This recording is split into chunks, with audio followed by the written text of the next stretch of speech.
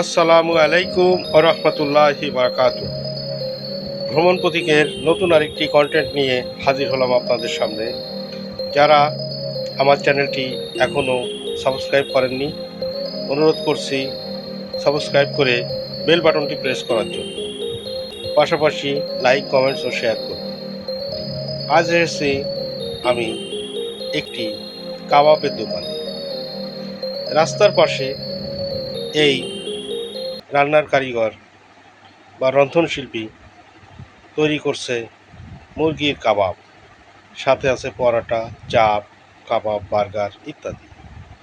চলুন আমরা এখান থেকে ঘুরে আসি। সকালবেলা বাজার থেকে ব্রয়লার মুরগি কিনে আনে পাইকারি আড়ত থেকে।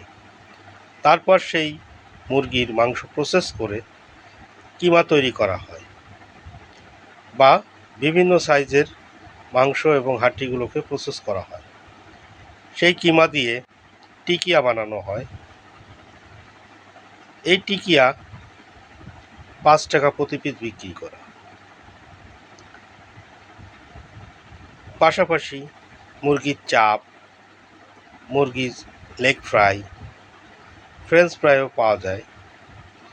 সব কিছু তৈরি করে এবং মেয়নেজ করে সারাদিন রেখে দেয়। বিকাল 3টার দিকে ভ্রাম্যমাণ এই গাড়ি নিয়ে চলে আসে তাদের নির্দিষ্ট স্থানে। এখানে এসে এই মাংসগুলো ভাজি করে বা তেলে ভাজি করে রান্না করে। আর সাথে পাওয়া যায় ময়দার পরাটা, পাতলা পরাটা, যা এই কাবাবকে মুড়ে রাখা হয়। খেতে বেশ সুস্বাদু। আমি নিজে খেয়েছি। আশেপাশে পরিবেশটা তেমন ভালো না হলেও খাবারের স্বাদ অন্যরকম। প্রতিদিন প্রচুর ভিড় হয়। এই সব এক একটি দোকান থেকে প্রতিদিন লাখ টাকার উপরে বেচাকিনি হয়।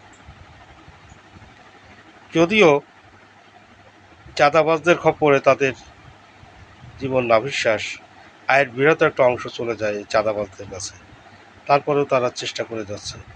বন্ধুরা, আজ এ পর্যন্তই। আবারও দেখা হবে নতুন কোনো কন্টেন্টে, নতুন কোনো ভিডিওতে। সে পর্যন্ত ভালো থাকবেন। আসসালামু আলাইকুম।